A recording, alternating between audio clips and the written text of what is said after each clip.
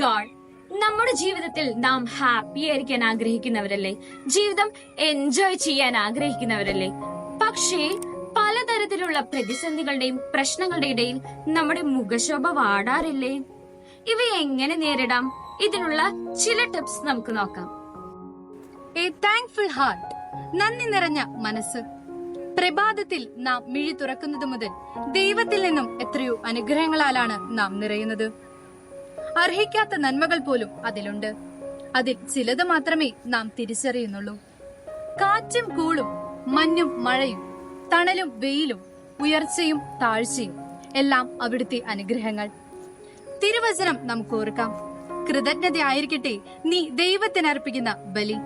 സങ്കീർത്തനങ്ങൾ 50:14.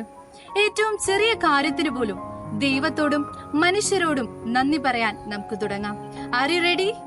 Dear friends, നല്ല ബന്ധങ്ങൾ നമ്മളെ കരുത്തുള്ളവരാക്കും. നമ്മുടെ മാതാപിതാക്കളും പ്രിയപ്പെട്ടവരും തരുന്ന തണൽ, ഗുരുക്കന്മാരുടെ ഗുരുത്വം, കൂട്ടുകാരുടെ സൗഹൃദം, ഇവയെല്ലാം നേർവഴി നമ്മെ നയിക്കും. ഈ ബന്ധങ്ങളുടെ ദൃഢത കാത്തു സൂക്ഷിക്കാൻ നമ്മുടെ ആത്മാർത്ഥ സ്നേഹത്തിനും അവരോടുള്ള കരുതലിനും സാധിക്കട്ടെ.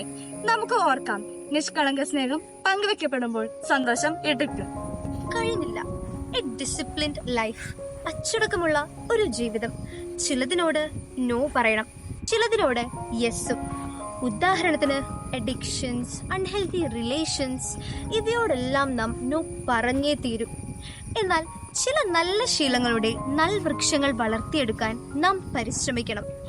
ഇത് നെല്ലിക്ക കഴിക്കുന്ന പോലുള്ള അനുഭവമായിരിക്കും. ആദ്യം കഴിക്കും, പിന്നെ മധുരിക്കും. ആ മധുരം നമ്മുടെ ജീവിതത്തിൽ നമുക്ക് അനുഭവിക്കാം. ഓക്കെ? അവസാനമായി, അല്ല, ഈ പറഞ്ഞു കഴിഞ്ഞ എല്ലാത്തിനെയും സ്വന്തമാക്കാൻ ഒരു പ്രധാനപ്പെട്ട ടിപ്പ്: ഒരു പ്രേയർഫുൾ മൈൻഡ്. അതെ, പ്രാർത്ഥനാ നിർഭരമായ ഒരു മനസ്സ്. എന്നെ ശക്തനാക്കുന്നവൻ എന്റെ കൂടെയുണ്ടെന്ന ഉറപ്പ് എന്നെ ഉയരത്തിലെത്തിക്കും. ഷുവർ, പ്രാർത്ഥനയുടെ കൂടെ ചെയ്യുന്നതിനെല്ലാം വിജയത്തിന്റെ പൊൻ തിളക്കമുണ്ടാകും. പ്രാർത്ഥനയുടെ കരുത്ത് നമുക്ക് അനുഭവിക്കാം. ഡിയർ ഫ്രണ്ട്സ്, കേട്ടല്ലോ? നിങ്ങളും കർത്താവിൽ സന്തോഷിക്കുവിൻ എന്ന തിരുവചനത്തിൽ നമുക്ക് ജീവിക്കാം. Be happy.